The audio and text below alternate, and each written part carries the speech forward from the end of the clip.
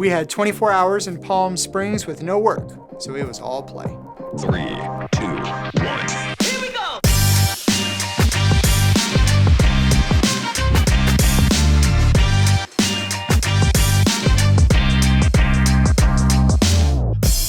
A few weeks ago, I had the opportunity to go out to California with my dad and my younger sister.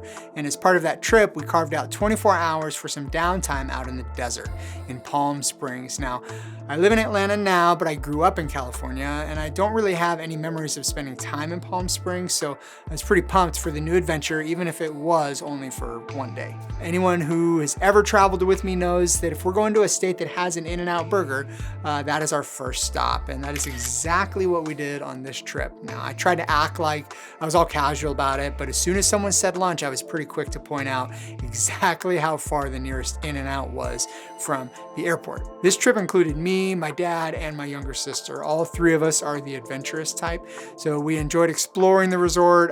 We hung out by the pool, and we discovered that they had a miniature 18-hole golf course. Now, this is not to be confused with a mini golf course. This was real grass, real sand traps, no windmills, no playful obstacles. It was a scaled down golf course. And as soon as we found out that it was free to play, we were all over it.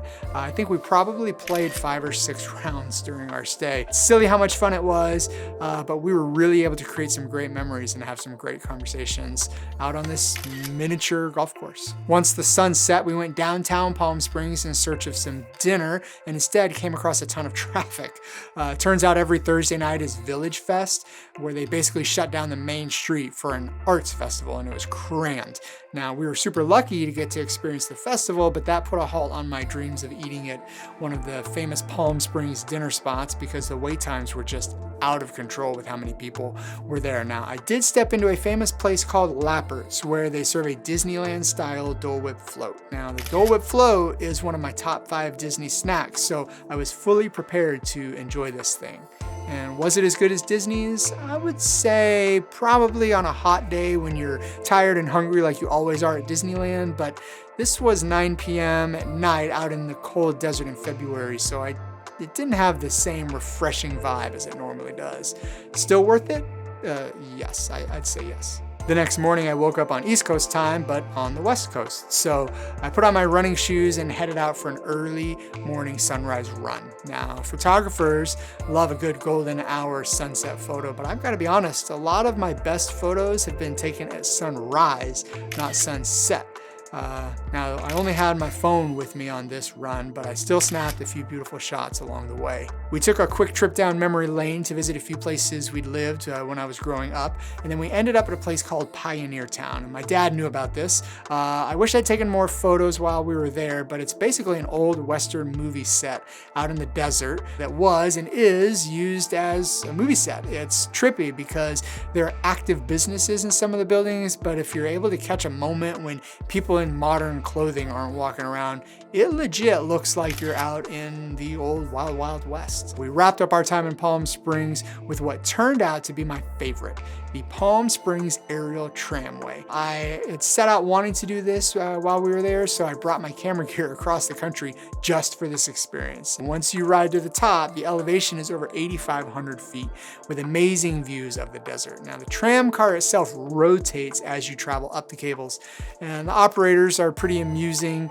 and they make the trip up very entertaining. Now, I will say, if you don't like heights, this is probably not the experience for you. The tram is a rotating suspended gondola that takes you up 8,500 feet in about 12 minutes. When we got to the top, it was 40 degrees colder than the desert floor we just came from. So we went from 80 degrees to 40 degrees, and there was even snow on the ground at the top of the mountain.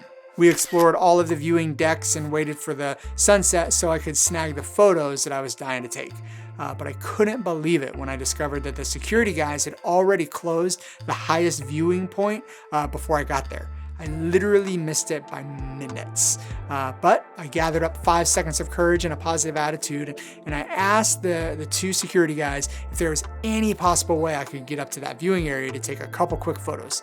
I said, "Look, I know you've closed it for a reason. I just wanted to ask, just in case."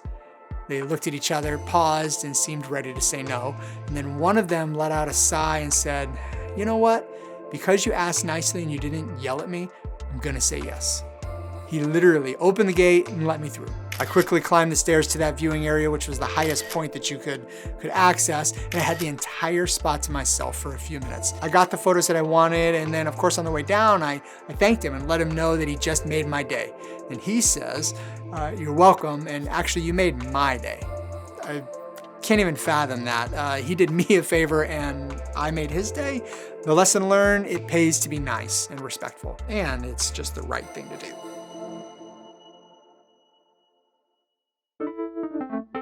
Okay, time for a food review from this trip. I'm gonna talk about the 3 places that I got dessert, that I got ice cream on this trip.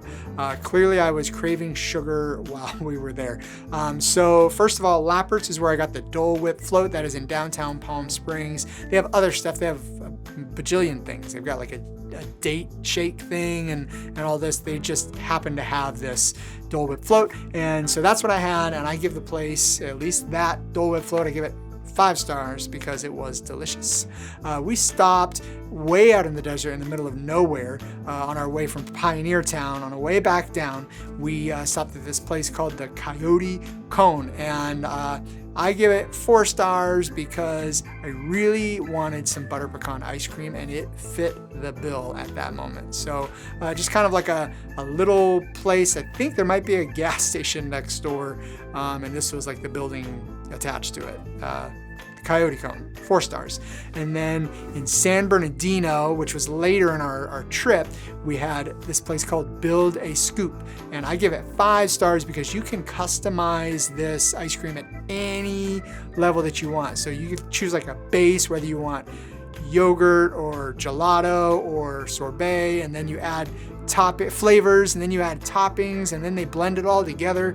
And so I give Build a Scoop 5 stars. There's only one of those, is the only place that you can get it, and so I give that 5 stars.